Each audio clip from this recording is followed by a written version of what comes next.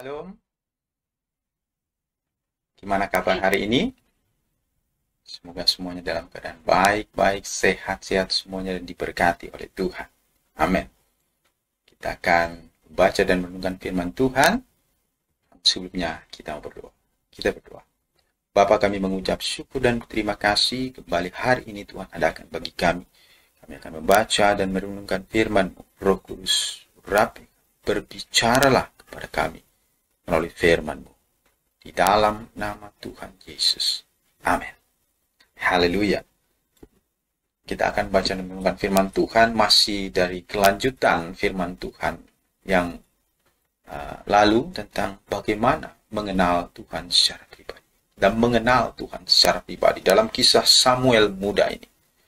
Dan kita akan baca di dalam ayat yang ketiga dikatakan demikian. Lampu rumah Tuhan di dalam 1 Samuel pasal 3 ayat yang ketiga. Lampu rumah Tuhan belum lagi padam. Samuel telah tidur di dalam bait suci Tuhan, tempat tabut Allah. Sekali lagi, lampu rumah Allah belum lagi padam. Samuel telah tidur di dalam bait suci Tuhan, tempat tabut Allah. Ayat 4 lalu Tuhan memanggil Samuel, Samuel, dan ia menjawab, ya Bapa. Bagaimana mengenal Tuhan secara pribadi? Yaitu dengan memiliki kerinduan yang besar. Kerinduan yang besar untuk selalu dekat dengan Tuhan. Samuel muda memiliki kerinduan yang begitu kuat, yang begitu besar untuk mengenal Tuhan. Ini dapat kita lihat, bahkan ia tidur di dalam bait Tuhan. Ia tidur di dalam bait Tuhan dan tepat dikatakan di dalam tempat bait suci Tuhan. Ya. Tempat tabut Tuhan. Tabut Tuhan ini adalah lambang kehadiran Tuhan. Lambang di mana melalui tabut Tuhan ini Tuhan berbicara kepada.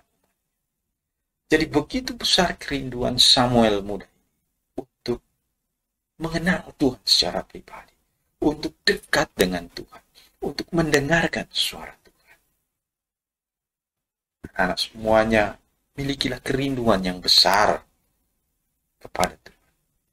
Milikilah kerinduan yang begitu besar untuk mendengar suara Tuhan, untuk mengenal Tuhan secara pribadi.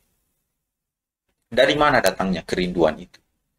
Kalau dikatakan kita harus memiliki kerinduan, dari mana datangnya kerinduan itu? Ya, dari membaca firman Tuhan, dari membaca Alkitab. Samuel, dia sebagai pelayan Tuhan, dia ada di dalam bait Tuhan. Tentulah di situ ada firman Tuhan, ada Alkitab. Dan dia membaca firman Tuhan. Dia mengenal Tuhan pertama melalui firman Tuhan, melalui Alkitab. Dia mendengar kesaksian-kesaksian ya, yang dituliskan di dalam Alkitab. Namun tidak hanya cukup dari dia membaca dan mendengar kesaksian itu, tapi dia memiliki kerinduan yang besar untuk juga mengenal Tuhan secara pribadi. Jadi dari membaca firman Tuhan, kita dapat memiliki kerinduan yang besar. Anak-anak semuanya, kita harus juga membaca firman Tuhan untuk membangkitkan kerinduan kita. Dengan membaca firman Tuhan, kerinduan kita akan Tuhan itu dibangkitkan. Haleluya. Dan di sini dikatakan bahwa di dalamnya ada kesaksian-kesaksian. Di dalam firman Tuhan ini ada kesaksian-kesaksian tentang orang-orang yang berjumpa dengan Tuhan secara pribadi. Ada kesaksian orang-orang yang mengenal Tuhan secara pribadi. Melalui Alkitab. Tidak hanya melalui Alkitab, namun juga melalui kesaksian mungkin dari teman-teman, mungkin kesaksian yang kita dengar dari orang-orang percaya, anak-anak Tuhan yang lain. Dengan mendengarkan kesaksian itu, maka kerinduan untuk juga mengalami atau mengenal Tuhan secara pribadi itu akan dibangkitkan. Kerinduan itulah ya, yang dimiliki oleh Samuel. Kerinduan untuk mengenal Tuhan secara pribadi. Saya berdoa hari ini juga Anak semuanya memiliki kerinduan. Kerinduannya akan mengenal Tuhan dibangkitkan melalui firman Tuhan yang kita baca. Samuel muda mengalami Tuhan, mendengar suara Tuhan. Bahkan dikatakan Tuhan memanggil Samuel, berkata, Samuel, Samuel. Dengar, Tuhan memanggil Samuel dengan nama.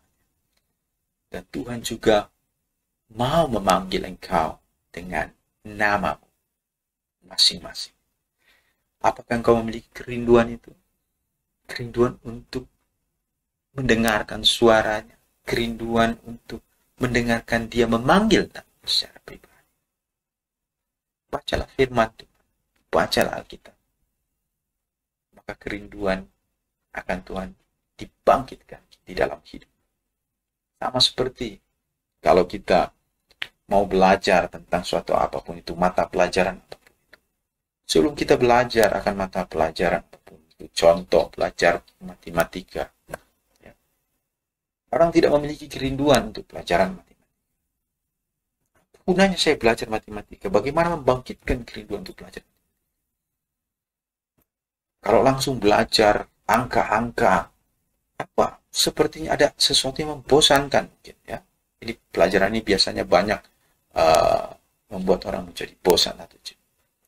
Tetapi kalau kita pernah membaca atau mendengar kesaksian dari orang-orang yang ahli matematika, yang telah mengalami bagaimana bergunanya matematika itu, bisa membuat banyak hal, ada sains yang bisa diciptakan atau ditemukan.